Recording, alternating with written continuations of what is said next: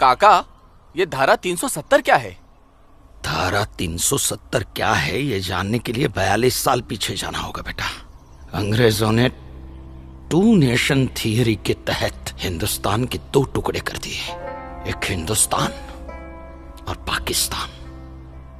पाकिस्तान की बहुत इच्छा थी कि जम्मू कश्मीर का विलीनीकरण पाकिस्तान में हो जाए, और राजा हरि सिंह चाहते थे कि कश्मीर एक स्वतंत्र देश रहे। वो न हिंदुस्तान में विलीन होना चाहते थे न पाकिस्तान में, और तब पाकिस्तान ने खूनी खेल खेला। अक्टूबर 1947 में पठानी कबायलियों को जम्मू कश्मीर के खिलाफ उकसाया, कश्मीरी पंडितों का कत्लेआम करवाया। ऐसे हालात देखकर राजा हरि सिंह ने घबराकर नेहरू जी से कहा, कृपा करके आप कश्मीर को बचा लीजिए। मैं ऐसे हालात में चाहता हूं कि कश्मीर का विलीनीकरण भारत में ही हो जाए, सेना भेजिए। लेकिन जब तक भारतीय सेना कश्मीर पहुंची बहुत देर हो चुकी थी।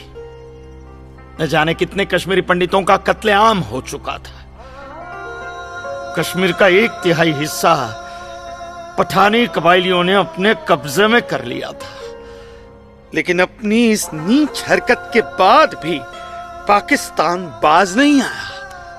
पठानी कबायलियों और भारतीय सेना के बीच युद्ध जारी रखा पाकिस्तान ने। संयुक्त राष्ट्र सुरक्षा परिषद के 3 सदस्य आयोग की रिपोर्ट पर 13 अगस्त 1948 को पठानी कबायलियों और भारतीय सेना के बीच युद्ध विराम घोषित हुआ, और यह तय किया गया कि कश्मीर समस्या का हल जनमत के आधार पर ही होगा। सितंबर 1951 में मताधिकार के बाद एक बार फिर जम्मू कश्मीर के भारत में विलय की पुष्टि की गई, मगर इसी दौरान शेख अब्दुल्ला ने अपने हाथों से धारा 370 का ड्राफ्ट तैयार किया और नेहरू जी को सौंपा।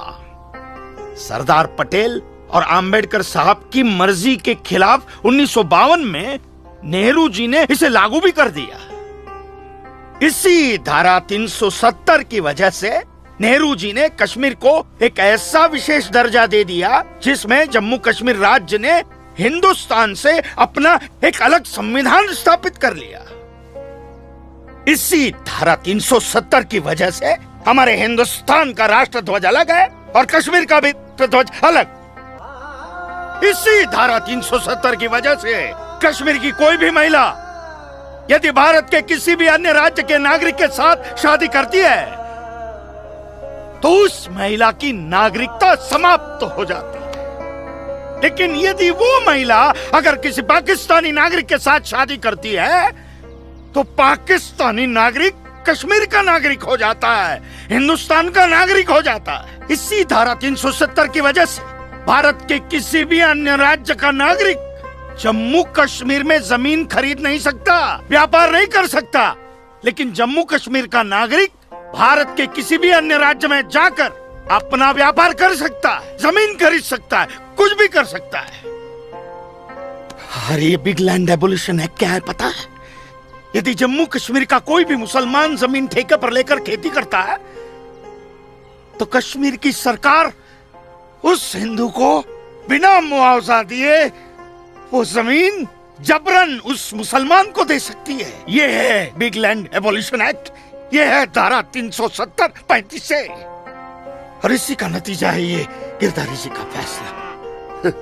और सिर्फ यही नहीं, ये जो सरकार की ऋण निरस्तीकरण योजना है ना, इसके अंतर्गत उन सारे मुसलमानों का कर्जा माफ कर दिया जाएगा जो उन्होंने हिंदुओं से लिया।